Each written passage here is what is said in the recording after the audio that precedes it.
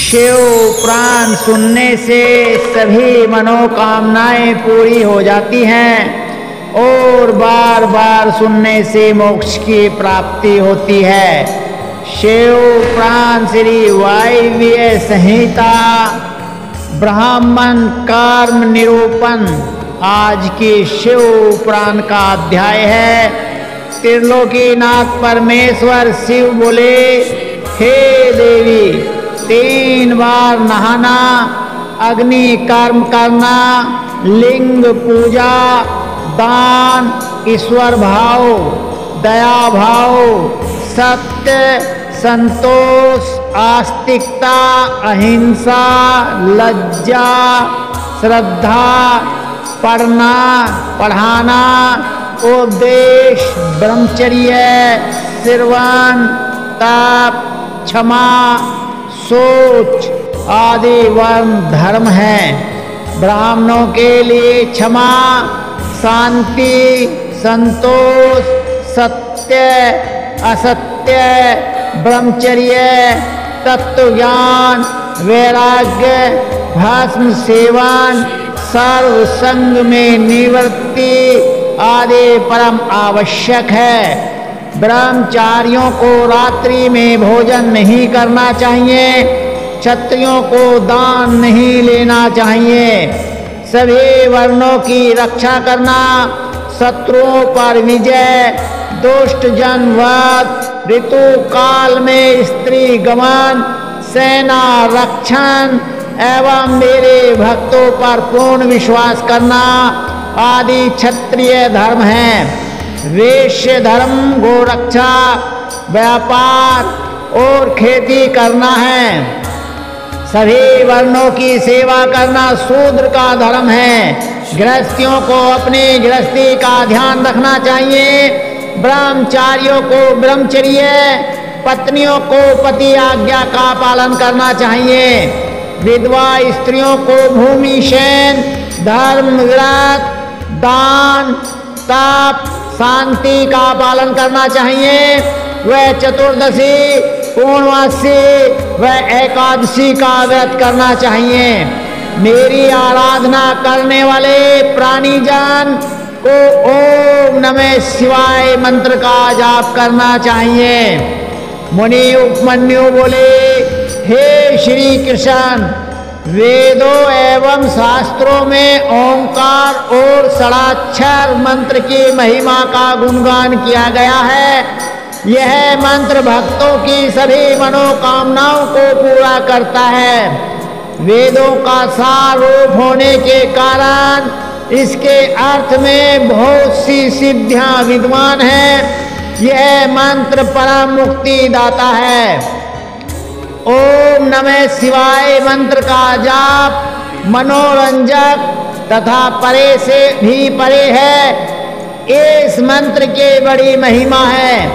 अत्यंत सूक्ष्म होने पर भी यह तीनों गुणों से परे है। पंचाक्षर मंत्र सभी विद्याओं का बीज है। यह मंत्र सर्वज्ञ एवं समर्थ है। ओम में ब्रह्म स्थित है। नमः शिवाय में ईशान नामक सूक्ष्म ब्रह्मांड स्थित है। भगवान शिव तो सदा इस मंत्र में निवास करते हैं। यह मंत्र संसार से मुक्ति प्रदान करने वाला है। इस मंत्र पर अविश्वास करने वाला अधर्मी मनुष्य नरक का भागी होता है। इस पंचाक्षर मंत्र में 7 करोड़ मंत्र हैं तथा अनगिनत उपमंत्र हैं। पंचाक्षर मंत्र एवं षडाक्षर मंत्र में संपूर्ण शिव ज्ञान तथा सभी विद्याओं के तत्व हैं। जिसके हृदय में ओम नमः शिवाय नामक महामंत्र है, उसे अन्य किसी शास्त्र के अध्ययन की कोई आवश्यकता नहीं होती। देवी पार्वती बोली, हे स्वामी, कलयुग में पाप रूपी अंधकार निरंतर बढ़ता जाता है। धर्म से विमुखता आ जाती है। धर्म के आचार विचार सभी परंपराएं एवं मर्यादाएं नष्ट हो जाती हैं। तब उसमें आपके भक्तों की क्या गति होगी? और वे कैसे मुक्त हो पाएंगे? पार्वती के वचन सुनकर शिव जी बोले, हे देवी, कलयुग में पंचाक्षर मंत्र का भक्ति पूर्वक जाप करने वाले मनुष्यों को मुक्ति मिल जाती है। पापियों, निर्दयी एवं कुटिल जन भी श्रद्धा भावना से पंचाक्षर मंत्र का जाप करने से भव सागर से पार हो जाते हैं। पंचाक्षर मंत्र के जपने से शिवलोक की प्राप्ति होती है। यह सर्वोत्तम मंत्र है। मैं ऋषि इसी मंत्र के प्रभाव से स्वयं धर्माचरण करते हैं। प्रलय आने पर सभी स्थावर जंगम जीव नष्ट हो जाते हैं। तब मैं ही एकमात्र जीव रहता हूँ। सारे वेद और शास्त्र मुझ में लीन हो जाते हैं। फिर नई सृष्टि का आरंभ होता है। सृष्टि के पुनः आरंभ में जब श्री हरि क्षीर सागर में सो रहे थे, उस समय उनके नाभि से पंचमुखी ब्रह्मा की उत्पत्ति हुई। उन्होंने सृष्टि की रचना करने हेतु मेरी तपस्या की। तब मैंने ब्रह्मा जी को साक्षात दर्शन देकर उन्हें ओम नमः शिवाय मंत्र की दीक्षा दी। इसी मंत्र के प्रभाव से उन्होंने देवताओं, दानवों, ऋषियों एवं प्राणी जन की रचना की। नमः शिवाय यह 5 अक्षरीय मंत्र महा महिमावान है और सारे जगत का बीज रूप है। इसे वेदों से उत्तम माना गया है। मेरे द्वारा प्रथम विद्या यही है। वामदेव इसके ऋषि हैं और पंक्ति छंद है। मैं इस मंत्र का देवता हूँ। यह मेरा परम प्रिय मंत्र है। पंचाक्षर मंत्र कलयुग में इस भव सागर से तारने वाला मंत्र है। भगवान से बोले, हे प्रिय, ऐसा व्रत जो क्रिया और श्रद्धा से हीन हो निष्फल होता है। तभी सिद्ध व्यक्ति श्रद्धा भाव बढ़ाते हैं और तत्व ज्ञाता गुरु की शरण में जाते हैं। प्राणी जन शरीर, मन और वाणी द्वारा उनका पूजन करते हैं और यथा योग्य वस्तुओं का दान करते हैं। इसलिए जब प्राणी जन गुरु की शरण में जाते हैं तो गुरु उन्हें मंत्र की दीक्षा देते हैं और जब शिष्य का अहंकार का भाव समाप्त हो जाता है तब उसे घृत से स्नान करा आभूषण से भूषित कर ब्राह्मणों का पूजन करें। फिर गौशाला या मंदिर में जाकर विधि पूर्वक ज्ञान का उपदेश दें। गुरु द्वारा दीक्षित मंत्र का प्रतिदिन 108 बार जाप करना चाहिए। इससे परम गति प्राप्त होती है। वाचिक जप का फल 1 गुना, उपांशु जप का 100 गुना, मानस का 1000 गुना, गर्भ का 1,00,000 गुना होता है। मंत्र के अंत में ओंकार होना चाहिए। ध्यान के साथ मंत्र का जाप करना चाहिए। सूर्य, अग्नि, गुरु, चंद्रमा, दीपक, जल, ब्राह्मण और गो के पास ही जप करना चाहिए। वशीकरण हेतु पूर्व, घात करने हेतु दक्षिण, धन प्राप्ति हेतु पश्चिम, शांति हेतु उत्तर की ओर मुख करके जाप करना चाहिए। आचारहीन व्यक्ति को लोक निंदक माना जाता है। तब उत्तम धन एवं श्रेष्ठ विद्या को आचार माना जाता है। निंदक मनुष्यों को परलोक में भी सुख नहीं मिलता। इसलिए हमें सदाचार का पालन करना चाहिए। गुरु द्वारा दीक्षित मंत्र पते चांडालों को भी सुधारने वाला तथा परम गति प्रदान करने वाला होता है। श्री कृष्ण बोले, हे महर्षि, अब आप मुझे शिव संस्कारों के बारे में बताइए। यह सुनकर उपमन्यु बोले, हे श्री कृष्ण, मनुष्य द्वारा 6 मार्गों को शुद्ध कर लेना संस्कार कहलाता है। ज्ञान प्राप्त करने वाले तथा बंधनों का नाश करने वाले संस्कार दीक्षा कहलाते हैं। सांभवे, शाक्ति एवं मांत्रे। सांभवे दीक्षा 3 प्रकार की होती है। शांभवी तीव्र और तीव्रतरा दो प्रकार की होती है। पाप नष्ट करने वाले तीव्र तथा आनंद प्रदान करने वाले तीव्रतरा शांभवी शिक्षा कहलाती है। योग मार्ग से शिष्य शरीर में प्रवेश कर गुरु द्वारा दी गई दीक्षा शांति दीक्षा कहलाती है। कुंडल सहित की गई क्रिया दीक्षा मंत्री दीक्षा कहलाती है। शिष्य को अपने गुरु के गौरव को बढ़ाने हेतु नित्य उनका पूजन करना चाहिए। गुरु और भगवान शिव में कोई अंतर नहीं मानना चाहिए। हमें गुरु आज्ञा का अनुसरण करना चाहिए। गुणवान गुरु जो सर्वेश्वर शिव के परम भक्त हैं, परम मुक्तिदायक हैं। गुरुदेव अपनी शरण में आए ब्राह्मण शिष्य की 1 वर्ष, क्षत्रिय की 2 वर्ष एवं वैश्य की 3 वर्ष तक परीक्षा करे। जो शिष्य दुख एवं ताड़ना पाकर भी मौन रहे और दुख का अनुभव न करे, उन्हें शिव तत्पात्र एवं शिव संस्कार योग्य मानना चाहिए। परीक्षा लेने के पश्चात गुरु को सप्रेम दीक्षा देनी चाहिए। उपमन्यु बोले, हे श्री कृष्ण, सामान्य संस्कार को ग्रहण करते समय सर्वप्रथम शुभ दिन और शुभ समय देखें। भूमि पर शिल्प से मनोहर मंडप की रचना करें जिसके मध्य में वेदी हो। ईशान कोण से 8 दिशाओं में कुंडल बनाएं। फिर चंदोवा ध्वजा पताका मालाओं से उसे शोभित करें। वेदी के मध्य में सुंदर मंडप होना चाहिए। फिर सोने चांदी द्वारा ईश्वर का आह्वान करें। सोना चांदी न होने पर चावल सिंदूर पुष्पों से आह्वान करें। 2 हाथ लंबा श्वेत या लाल कमल बनाएं जिसमें 8 कर्णिका हो। वेदी पर धान चावल सरसों तिल पुष्प कुशा बिछाकर कलश की स्थापना करें। कलश में जल भरकर सुगंधित पुष्प अक्षत कुशा दूर्वा डालें तथा उस पर नया लाल वस्त्र लपेटें। स्वयं आसन ग्रहण करें। मंडल के मध्य में महेश्वर का पूजन करें। फिर भगवान शिव का आह्वान करते हुए कलश का पूजन करें। दक्षिण में शिव जी के अस्त्रों को पूजें तथा मंत्रोच्चारण करते हुए यज्ञ आरंभ करें।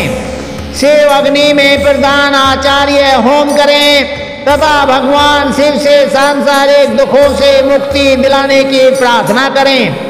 फिर शिष्य शिव जी की 3 बार परिक्रमा करें और दंडवत प्रणाम करें। फिर शिव मंत्र का उच्चारण करते हुए शास्त्रानुसार गुरु शिष्य के शरीर में प्रविष्ट होकर मूल मंत्र के तर्पण से 10 आहुतियां दें। तत्पश्चात शिष्य पुनः स्नान कर शोध वस्त्र धारण करें और पुनः कुश के आसन पर बैठें। गुरु शिव नाम जपते हुए शिष्य के शरीर पर भस्म लगाएं। फिर शिष्य के कान में शिव मंत्र का उपदेश दें। मंत्र की शिक्षा लेकर शिष्य उस मंत्र का उच्चारण कर शिव जी को प्रणाम करें। तत्पश्चात गुरु शिष्य को अभिमंत्रित रुद्राक्ष व शिव मूर्ति भेंट करें और शिष्य उसे सम्मान पूर्वक ग्रहण करें। उपमन्यु बोले, हे कृष्ण जी, कला तत्व भवन वर्ण पद मंत्र आदि 6 अध्याय हैं। निवृत्ति प्रतिष्ठा विद्या शांति और अतीत 5 अधुआ हैं जो आवृत कहे जाते हैं। पृथ्वी को तत्वाधुआ कहा जाता है। त्रिलोकीनाथ भगवान शिव तो तत्व सहायक हैं। उनके तत्वों की गणना करना असंभव है। अभिमंत्रित रुद्राक्ष भेंट करने के बाद गुरु को शिष्य सहित मंडल में जाकर शिव पूजन करना चाहिए। 4 सेर चावलों की खीर बनाकर आधी खीर भगवान शिव को अर्पित कर देनी चाहिए। फिर नकार मकार आदि 5 कलशों पर 5 वर्ण धारण कराएं। मध्य में ईशान, पूर्व में पुरुष, दक्षिण में अघोर, पश्चिम में संघोजात, उत्तर में वामदेव को स्थापित करें। कलशों को प्रोक्षित कर हवन आरंभ करें। फिर आधे के को होम कर दें, बाकी को प्रसाद समझकर ग्रहण करें। तर्पण कृत्य कर्म पर पूर्ण आहुति दें। ओम नमः शिवाय से प्रदीपन कर 3 आहुतियां दें।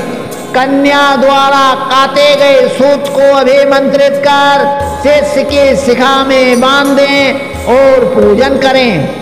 भगवान शिव का ध्यान और पंचाक्षर मंत्र का जप करते हुए शिष्य रात्रि को सोए और रात्रि में जो स्वप्न दिखे उसे विस्तार पूर्वक अपने गुरु को बताएं। उपमन्यु बोले, हे श्री कृष्ण, तत्पश्चात आचार्य की आज्ञा से स्नान कर नित्य कर्म कर ध्यान लगाकर हाथ जोड़कर वहां से प्रस्थान करें। पुष्प अर्चन और शिव नाम का उच्चारण करते हुए मंडल में आकर ईशान देव का पूजन करें। अग्नि होम करें। फिर आहुतियां डालकर वागेश्वरी का पूजन कर वागेश को प्रणाम कर मंडल में देवता का पूजन करें। गुरुदेव शिष्य को मंत्रों द्वारा शुद्ध करें। फिर पूर्ण आहुति देकर ब्राह्मण का पूजन करें। 3 आहुतियां डालकर भगवान शिव का स्मरण करें। तत्पश्चात नील रोध वागीश्वरी तेजस्विनी शिव शक्ति का चिंतन करें। फिर गुरु कैंची का प्रचोषण कर शिष्य को शिखा छेदन करें। फिर उसे गोबर में स्थापित कर अग्नि में होम कर दें। मंडल में विराजमान भगवान शिव और देवी पार्वती का ध्यान करते हुए उनसे प्रार्थना करते हुए कहें, हे देवादिदेव, कृपा निदान, आपके परम कृपा से ही सरध्वज का शोधन हुआ है और इसे अव्यय धाम की प्राप्ति हो। आप नारे संधान के साथ पंचभूतों की शुद्धि करें। फिर 3 आहुतियां डालते हुए अनिमा का निरूपण करें। तत्पश्चात त्रिलोकीनाथ भगवान शिव और देवी जगदम्बा का पूजन कर अपने पुण्य कार्यों को सफल करने की प्रार्थना करें। उपमन्यु बोले, हे श्री कृष्ण, मंडप के मध्य में भगवान शिव का पूजन करके वहां कलश की स्थापना करें और फिर हवन करें। हवन करने हेतु शिष्य को सिर खोले हुए मंडप में बैठा दें। उसके पश्चात 100 आहुतियों का हवन करने के बाद सुगंधित पुष्प मिले जल से अभिषेक करें और शिष्यों को देवादिदेव भगवान शिव संबंधी विद्या प्रदान करें। तत्पश्चात शिष्य को साधन करने की रीति बताएं। साधन उपदेश को शिष्य ग्रहण करके गुरुदेव के सामने ही मंत्र का उच्चारण करें। साधन मूल मंत्र का पुरुष चरण होता है। इस प्रकार विधि विधान से भक्ति पूर्वक आराधना पूर्ण करने के पश्चात खीर का प्रसाद अर्पण करें और दंडवत प्रणाम करें। तत्पश्चात आसन पर बैठकर भगवान शिव का स्मरण करते हुए ध्यान लगाकर दीक्षित मंत्र का जाप करना आरंभ कर दें। इस मंत्र के 1 करोड़ अथवा सामर्थ्य अनुसार जप करें। इस प्रकार इस मंत्र का उपदेश देने वाले गुरु और उपदेश पाने वाले शिष्य के लिए इस लोक और परलोक में कुछ भी ऐसा नहीं है जिसे प्राप्त न किया जा सके।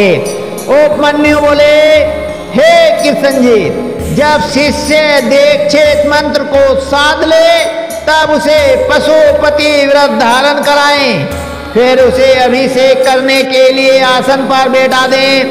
5 कलाओं से पूर्ण कलश स्थापित कर भगवान शिव का पूजन करें। मध्य के कलश के जल से शिष्य का अभिषेक करें। फिर देवादिदेव भगवान शिव को सुंदर वस्त्र एवं आभूषणों से सुशोभित कर शिव मंडल में आराधना करनी आरंभ करें। 108 आहुतियां डालकर हवन संपन्न करें। फिर शिव जी की मूर्ति को वहां से उठा लें। शिव घट तथा अग्नि का पूजन और आराधना करें। फिर आशुशोधन की क्रियाएं पूर्ण करें। भगवान शिव में असीम श्रद्धा और भक्ति भाव रखने वाले और शिव शास्त्रों को जानने वाले विद्वान और ज्ञानी ही शिव मंत्र को दुर्लभ समझते हैं। इसलिए शक्ति संस्कार कर निरूपण करें। श्री कृष्ण जी बोले, हे महर्षि, अब आप मुझे कर्म कर्ता पुरुषों के नित्य कर्मों के बारे में बताइए। तब मुनिवर उपमन्यु बोले, श्री कृष्ण, सत्पुरुषों को प्रातः काल ब्रह्म मुहूर्त में उठना चाहिए।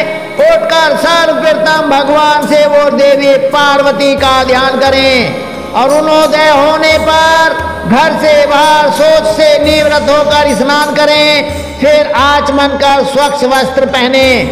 3 मंडलों की रचना कर भगवान शिव के मंत्र का जाप करना आरंभ करें। घुटने के बल बैठकर पृथ्वी को प्रणाम करें। अर्घ दें। अर्घ देने के लिए जल में कुशा डालें। फिर शरीर पर भस्म धारण करें।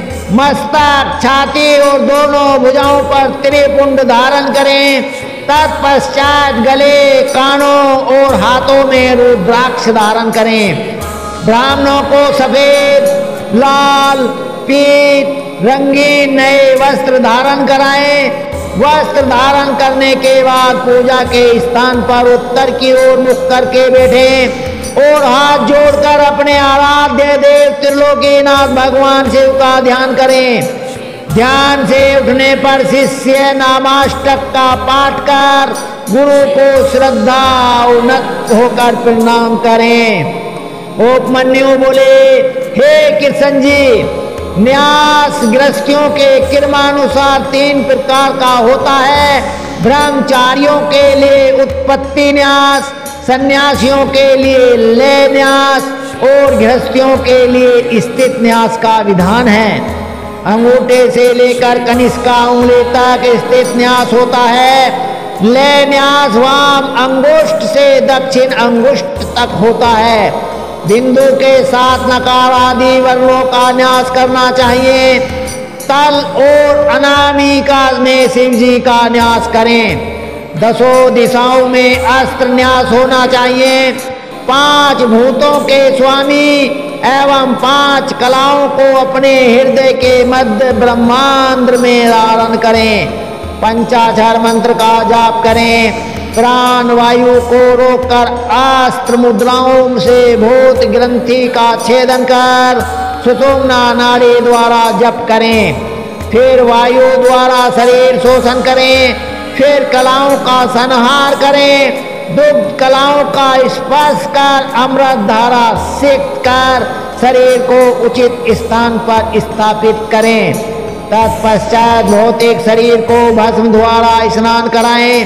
हृदय में स्थित भगवान शिव का ध्यान करते हुए अमृत वर्षा से विधात्मक देह को सींचें।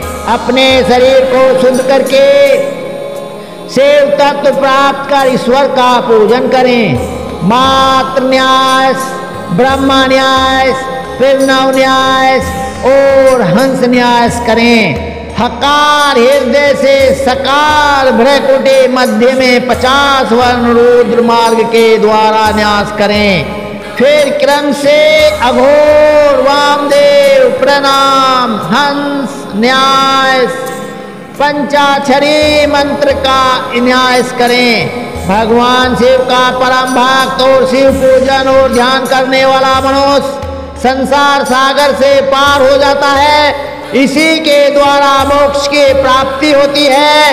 उपमन्यु बोले, कृष्ण जी, अंग न्यास आदि कार्यों को पूरा करें। फिर अपने मन द्वारा पूजन सामग्री की कल्पना करें। सामग्री को जुटाकर उससे विधि पूर्वक विघ्न विनाशक श्री गणेश का पूजन करें। दक्षिण तथा उत्तर में क्रम से नंदी एवं सुभद्रा का पूजन करें। कमल के सुंदर और कोमल आसन पर त्रिलोकीनाथ भगवान से वह देवी पार्वती को उस पर स्थापित करें। शिव पार्वती की स्थापना कमलासन पर करने के बाद भक्ति पूर्वक विधि विधान के अनुसार उनका पूजन करें, पुष्प अर्पित करें, ध्यान करें और भावना में समीधा घृत से परमेश्वर की नाभि में होम करें। भ्रकुटी के मध्य में परम पवित्र दीप ज्योति के आकार वाले भगवान शिव का ध्यान करें। यही वानाप्तिक भावना में आराधना है। इसे पूर्ण करने के बाद अग्नि या स्टंडिल लिंग में पूजन करें। उपमन्यु बोले, हे श्री कृष्ण जी, पूजन स्थान को गंध, चंदन, फूलों और जल से पवित्र कर प्रोक्षण करें। अस्त्रों द्वारा विघ्नों का निवारण कर कवच से सारी दिशाओं का अस्त्र न्यास करें। उषा बिछाकर उसे जल से मार्जित करें। प्रोक्षणी पात्र, अर्घ्य पात्र, पाग आचमन को शुद्ध कर उनमें जल, खम तथा चंदन डालें और आचमन के जल में कपूर, कंगोन, कीमता, तमाल व चंदन मिलाएं। चावल, कुसा, दूर्वा, जौ, अक्षर, तिल, घृत, सरसों, कोस और भस्म को मिलाकर मंत्र द्वारा रक्षित करें। नियामक देव का पूजन करें। फिर नंदीश्वर का पूजन करने के पश्चात षोडोपचार से शिवलिंग का पूजन करें। ऊर्ध्व भाग में कमलासन रखें। कमल दल 8 प्रकार की सिद्धि देने वाला है। वामादेव शक्तियां बीज हैं। भगवान शिव का पूजन करें। पंच गव्य द्वारा स्नान कराएं। फिर आंवले और हल्दी से इसका लेप करें। देव स्नान कराकर सुंदर वस्त्र एवं यज्ञोपवीत धारण कराएं। पाद, अर्घ्य, आचमन, धूप, दीप, नैवेद्य, गंध, पुष्प, भूषण, जल, मुखवास कर रत्न जड़ित मुकुट एवं आभूषण चढ़ाएं। फिर भगवान शिव पार्वती की आरती उतारें। आरती की थाली को शिवलिंग के सामने 3 बार घुमाकर माथे पर सुगंधित भस्म धारण करें। फिर अपनी पूजा अर्चना में रह गई त्रुटियों के लिए भगवान से क्षमा याचना करें। इस प्रकार पूजन करने से परम फल की प्राप्ति होती है। उपमन्यु बोले, हे श्री कृष्ण जी, दीप दान करने से पहले आरती एवं पूजन की क्रिया जाना चाहिए। सर्वप्रथम ईशान देव से लेकर संघो जाप तक भस्म शिव का जाप करें। पहले आवरण में हृदय से लेकर अस्त्र न्यास कर पूजन करें। पूर्व में इंद्र, दक्षिण में यम, पश्चिम में वरुण, उत्तर में कुबेर, अग्नि कोण में अग्नि, नेत्र रीति और नित्य रीति में वायु की पूजा करनी चाहिए। कमल से बाहर वज्र आदि आयुधों का पूजन करना चाहिए। तत्पश्चात सभी स्थानों से 8 लोकपालों का पूजन कर माँ जगदम्बा का पूजन कर उनकी आराधना करें। योग, ध्यान, जप और होम कृत्यों में 6 तरह का नैवेद्य होना चाहिए। उसके बाद कपूर, कंकोर, जावत्री, कस्तूरी, केसर, मृगमद, सुगंधि, पुष्प आदि अर्पण कर घी का दीपक जलाएं। फिर हाथी दांत से निर्मित आसन, दिव्य छत्र, चमर, भेरी और मृदंग चढ़ाएं। अपनी सामर्थ्य के अनुसार किया गया शिव पूजन उत्तम फल देने वाला होता है। शिव जी में अनन्य भक्ति रखने वाले प्राणी को अवश्य ही मुक्ति प्राप्त हो जाती है। उपमन्यु बोले, हे कृष्ण जी, शिव पूजन परम फलदायक है। बड़े बड़े पापी, ब्रह्म हत्यारे, चोर, व्यभिचारी पुरुष यदि शिव पूजन करें तो उनके सभी पाप नष्ट हो जाते हैं इसलिए पतितों को शिव पूजन अवश्य करना चाहिए। शिव पंचाक्षरी मंत्र का जाप करने से बंधन में पड़े मनुष्य बंधन से मुक्त हो जाते हैं। अनेकों योनियों में जीवन व्यतीत करने के पश्चात हमें मनुष्य योनि मिली है। जो मनुष्य इस अलभ्य मनुष्य देह को पाकर भी शिव पूजन नहीं करता, उसका जन्म सफल नहीं होता। इसलिए प्रत्येक मनुष्यों को भक्ति पूर्वक त्रिलोकीनाथ भगवान शिव का पूजन आराधना अवश्य करना चाहिए। भगवान शिव के पूजन के समान अन्य कोई भी धर्म नहीं है। यह मनुष्यों को सभी सांसारिक बंधनों एवं मोह माया से मुक्ति दिलाने वाला है। शिव पूजन करने के पश्चात मनुष्यों को परिवार एवं बंधु बांधवों सहित प्रसाद बांटना चाहिए। उपमन्यु बोले, हे कृष्ण जी, अग्नि कृत्य तो कुंड, स्टंडल, वेदी, लोहे के पात्र अथवा मिट्टी के पात्र में कर्तव्य है। उसमें विधि पूर्वक अग्नि की स्थापना करनी चाहिए और फिर हवन करना आरंभ करें। सबसे पहले कुंड का निर्माण करें। कुंड के चारों ओर 3 मेखला होनी चाहिए। फिर कुंड में योनि की रचना करें। कुंड को गोबर से लेपकर उसे अग्नि में तपाएं और तत्पश्चात उस पर वेदोक्त सूत्र लिखें। कुशा पुष्पों से कुंड को प्रोक्षित करें। पूजन की सभी सामग्री एकत्रित करें। मणि द्वारा उत्पन्न या किसी ब्राह्मण के घर से लाई गई अग्नि को ही ग्रहण करें। कुंड के 3 बार परिक्रमा कर अग्नि बीज मंत्र का उच्चारण करते हुए कुंड में अग्नि स्थापित करें। फिर दक्षिण दिशा में शिव पूजन कर मंत्र न्यास आदि का घी में धेनु मुद्रा दिखाकर सुरुआ को तपाकर प्रोक्षण करें। फिर संस्कारों की सिद्धि के लिए बीज मंत्रों से होम करें। ऐसा करने से शिवाग्नि संपन्न हो जाती है। वो सट मंत्र द्वारा हवन करें। विसर्जन कर अग्नि की रक्षा करें। देवों का आह्वान कर उनका पूजन करें। भस्म को मंत्र द्वारा धारण करें। अग्नि कृत्य समाप्त होने पर शिव शास्त्रानुसार बलि कर्म करें। विद्या के सामने गुरु मंडल की रचना करें और उस पर आसन बिछाकर फूल से गुरु पूजन करें। फिर निर्धनों को भोजन कराकर स्वयं भोजन करें। फिर आचमन कर शिव मंत्र को जपते हुए ध्यान करें। उपमन्यु बोले, हे श्री कृष्ण जी, प्रत्येक माह के दोनों पक्षों की अष्टमी और चतुर्दशी के दिन उत्तरायण संक्रांति ग्रहण काल में विशेष पूजन करना चाहिए। माघ के महीने में पंचगव्य शोध कर शिव जी को स्नान कराएं। उस जल को पिए। इस जल को पीने से ब्रह्म पाप भी नष्ट हो जाते हैं। पौष माह में पुण्य नक्षत्र में भगवान शिव की आरती करें। माघ में मघा नक्षत्र में कम्बल और घी का दान करें।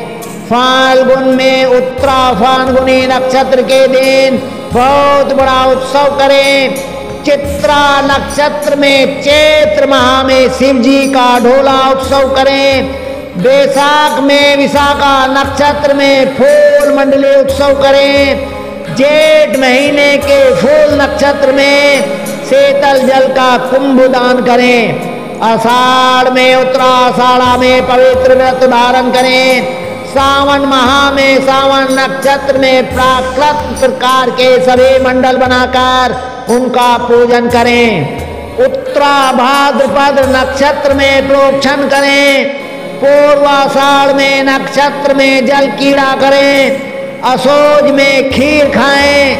सतभिषा नक्षत्र में अग्नि कर्म करें। कार्तिक में कृतिका नक्षत्र पर सहस्त्र दीपक जलाकर उनका दान करें। मृगशीर महीने के आद्रा नक्षत्र में स्नान करें। अपने द्वारा किए गए किसी बुरे कार्य के लिए भगवान शिव से क्षमा याचना करें। और बुरे कार्यों के लिए प्रायश्चित करें। इस प्रकार नित्य पूजन करने से इसी जन्म में मोक्ष की प्राप्ति होती है। अब समय तो पूरा हो गया है, आगे के शिव पुराण बहुत ज्ञान वर्धक पुण्यदायक है, जिसे कल हम और आप पढ़ेंगे सुनेंगे, जीवन को सफल करेंगे। शंकर भगवान की जय, भोले बाबा की जय, सभी देवताओं की जय। ओम नमः शिवाय।